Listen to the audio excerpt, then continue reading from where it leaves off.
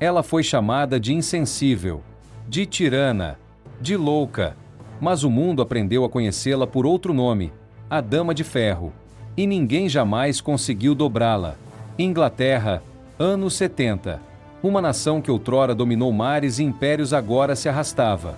Apagões que paralisavam cidades, greves constantes em serviços essenciais, uma inflação galopante que corroía o poder de compra e um desemprego massivo.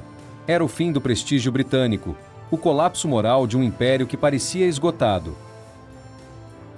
No meio do caos, em um cenário de profunda incerteza, uma mulher surgia com uma convicção inabalável e uma voz que, surpreendentemente, não tremia. Seu nome era Margaret Hilda Thatcher.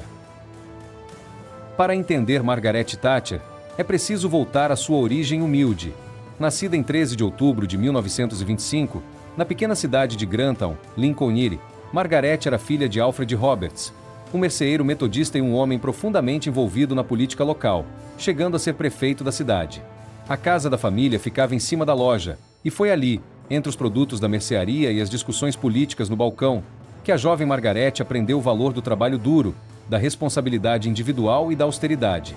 Enquanto outras meninas de sua idade se dedicavam a atividades consideradas mais femininas, Margaret devorava livros de filosofia política e se aprofundava em química. Essa paixão pela ciência levou à Universidade de Oxford, onde se destacou, tornando-se a primeira mulher presidente da Associação Conservadora da Universidade.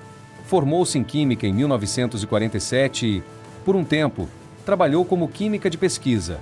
No entanto, sua verdadeira vocação, seu laboratório de vida, era a política. A transição para o direito, onde se especializou em legislação tributária, apenas a preparou ainda mais para o rigor do debate público e a complexidade das leis.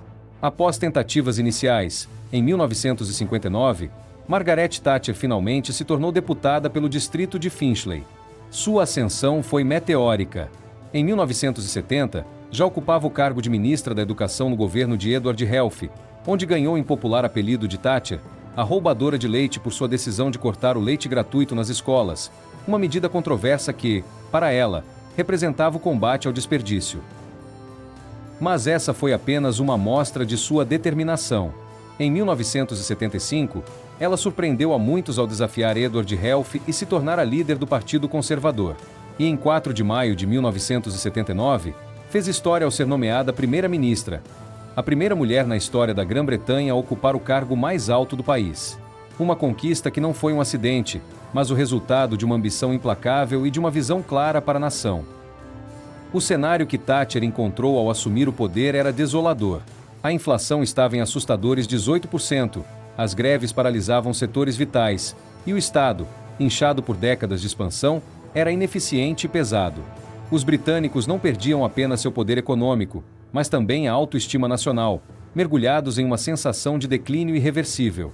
Margaret Thatcher não prometeu milagres ou soluções fáceis. Prometeu disciplina, sacrifício e uma reestruturação profunda. Suas políticas, que ficariam conhecidas como thatcherismo, foram radicais para a época. Ela iniciou um agressivo programa de cortes de gastos públicos, desafiando a lógica do estado de bem-estar social que havia dominado a Grã-Bretanha por décadas. Empresas estatais ineficientes, símbolos do controle governamental na economia, foram privatizadas em massa, de indústrias automotivas a companhias de gás e eletricidade, e até mesmo a British Airways. Acreditava firmemente que a iniciativa privada era mais eficiente e que a propriedade individual era um pilar da prosperidade. Uma de suas frases mais famosas e provocadoras capturava sua filosofia: "Este é o problema do socialismo. Mais cedo ou mais tarde, o dinheiro dos outros acaba." O confronto mais simbólico de sua era foi, sem dúvida, a greve dos mineiros de 1984 a 1985. Liderados por Arthur Scargill, os mineiros, que haviam derrubado governos anteriores, buscavam impedir o fechamento de minas de carvão. Thatcher havia se preparado para esse embate. Acumulou estoques de carvão antes da greve e se recusou a ceder, mesmo diante de um ano de paralisação e intensos confrontos nas ruas. A firmeza de Thatcher, muitas vezes vista como insensibilidade, foi inabalável. A greve foi um divisor de águas. A derrota dos mineiros não apenas enfraqueceu drasticamente o poder dos sindicatos no Reino Unido, mas também consolidou a reputação de Thatcher como a Dama de Ferro, um apelido que surgiu de um artigo de um jornalista soviético que a descreveu como uma Iron Lady em 1976, e que ela própria adotou com orgulho. Mas Thatcher não era só economia. Em abril de 1982, a Argentina invadiu as Ilhas Malvinas, um pequeno território britânico no Atlântico Sul desde 1833. A muitos, a situação parecia insolúvel diplomaticamente, e a negociação era a saída mais provável. Mas a Dama de Ferro não hesitou. Respondeu com guerra. Em uma decisão que chocou o mundo, enviou uma força-tarefa naval de 27 mil soldados e mais de 100 navios para o Atlântico Sul, a quase 13 mil quilômetros de distância. Em menos de 3 meses, as ilhas foram retomadas. O mundo assistiu, atônito, uma mulher liderando uma vitória militar decisiva em pleno século XX, após décadas de desilusão militar britânica. Sua popularidade explodiu. A vitória nas Malvinas não apenas restaurou o orgulho britânico, mas também a consolidou como uma líder de pulso firme e inquestionável. Margaret se tornou um ícone internacional. Ao lado do presidente dos Estados Unidos, Ronald Reagan, foi uma das principais vozes e forças contra o avanço soviético na Guerra Fria. Chamava a URSS de Império do Mal e defendia que o Ocidente precisava de espinha dorsal, não de concessões. Sua retórica dura e seu apoio incondicional à política de Reagan, especialmente no desenvolvimento de defesas antimísseis, reforçavam a aliança anglo-americana. Curiosamente, quando Mikhail Gorbachev surgiu no cenário soviético com suas políticas de glasnost e perestroika, Thatcher foi a primeira líder ocidental a reconhecê-lo como alguém com quem podia se fazer negócio. A relação entre eles, embora tensa e marcada por divergências ideológicas profundas, era permeada por um respeito mútuo em comum. Ela via em Gorbachev uma figura disposta a mudanças, algo que seus antecessores não pareciam ser. Thatcher também enfrentou inimigos internos de outras frentes. Em 12 de outubro de 1984, ela escapou por segundos de um atentado à bomba orquestrado pelo IRA, Exército Republicano Irlandês, no Grand Hotel em Brighton, durante a conferência do Partido Conservador. 5 pessoas morreram, mas a Dama de Ferro sobreviveu, e no dia seguinte, com o hotel ainda em ruínas, ela fez seu discurso. Firme, inquebrável. A tentativa de assassinato apenas reforçou sua imagem de resiliência e determinação. Margaret Thatcher governou por 11 anos e meio, o mais longo mandato de um primeiro-ministro britânico no século XX. Mas o preço de sua revolução foi alto. Seu estilo autoritário, sua relutância em ceder e a centralização do poder em suas mãos geraram críticas e revoltas crescentes. A introdução do poll tax, imposto comunitário universal, que cobrava a mesma taxa de cada adulto, independentemente da renda, foi a gota d'água.